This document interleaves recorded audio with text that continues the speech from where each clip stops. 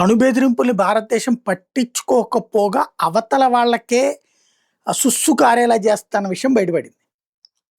పాకిస్తాన్‌లో అణ్వస్త్రాలని దాచేటటువంటి ప్రదేశం ఏదైతే ఉందో కైరానా హిల్స్, ఆ రోజున ఆసిఫ్ మునీరు అమెరికాకి చెప్పిందేంటంటే, మేము భారతదేశం మీద అణుబాంబు వేయడానికి సిద్ధంగా ఉన్నాం అని. అమెరికా అధ్యక్షుడు నరేంద్ర మోడీకి ఫోన్ చేసి చెప్పాడు, వాళ్ళు అణుబాంబు వేయడానికి రెడీ అంటున్నారు అనేసేసి. అంటే ట్రంప్ అసిస్టెంటు భారత రక్షణ మంత్రికి చేసి చెప్పాడు. భారత రక్షణ మంత్రి మోడీకి చెప్పారు.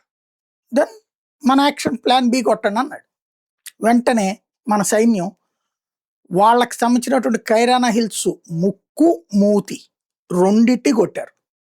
ముక్కు ముడ్డి అంటే ఫ్రంట్ బ్యాక్ 2 చోట్ల కొట్టారు.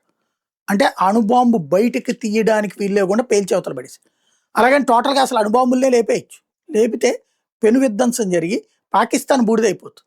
దాంతోపాటు సరిహద్దుల్లో ఉన్న మన ప్రాంతాలకు కూడా సమస్య. అలాగే అంతర్జాతీయంగా మనల్ని వెలివేస్తారు. కాబట్టి అణుబాంబు తీయడానికి వీలు లేకుండా ముందు వెనక మూసిపడేసాం. దాంతోపాటు ఒకవేళ మనకి తెలియని ఏమైనా రహస్య మార్గం ఉన్నా అక్కడ వచ్చేది ఎక్కడే అంటే పక్కన నూర్ అహ్మద్ ఖాన్ ఎయిర్ బేస్కి సొరంగంలోంచి తీసుకొచ్చి అక్కడ F-16 F-35 లాంటి యుద్ధ విమానాల్లోకి ఎక్కించి తీసుకురావచ్చు. కాబట్టి దాని రన్వేని ధ్వంసం చేశాం. అది భారత వ్యూహం. అట్లాగే ఇప్పుడు చైనా గాల్వన్ లోయ ఉదంతంలో చాలా బెదరేసింది. సరే రారా చూసుకుందాం, చితక్కొట్టి వెనక్కి పంపించాం. ఆ టైంలో చైనా సైన్యం చాలామంది చచ్చిపోయారు.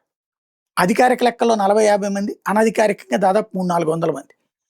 ఇక తట్టుకోలేక చైనా సైన్యం అణుబాంబు వేయడానికి రెడీ అవుతా అణు పరీక్షలు కూడా చేసుకున్నారు గాల్వన్ లోయ ఉదంతం తర్వాత 2020లో అన్నది అమెరికా ఇప్పుడు అఫీషియల్గా చెప్తోంది. విదేశాంగ అండర్ సెక్రటరీ క్రిస్టోఫర్ ఏ.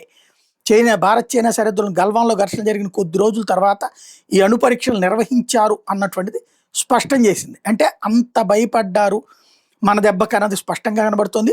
2020 జూన్ 22 చైనాలోని లాప్నూర్ భూగర్భ కేంద్రంలో 2.75 తీవ్రత ప్రకంపనలు వెలువడ్డాయి. కజకిస్తాన్లోని ఇంటర్నేషనల్ మానిటరింగ్ సెంటర్కి ఈ ప్రకంపనలు గుర్తించింది. ఇవి భూకంపం లేదా మైనింగ్లో వెలువడే వాటిని పోల్చి లేవు. అమెరికా మాదిరిగా అణుపరీక్ష కేంద్రాల పర్యవేక్షణకు బీజింగ్ అనుమతించదు కాబట్టి ఇది అణుపరీక్షల ధృవీకరణ కష్టతరం, కానీ అది మాత్రం మా ఉద్దేశం ప్రకారం అదే అని తేల్చి చెప్పారు. అయితే చైనా మాత్రం అబ్బెబ్బే అదేం కాదు అని చెప్తుంది.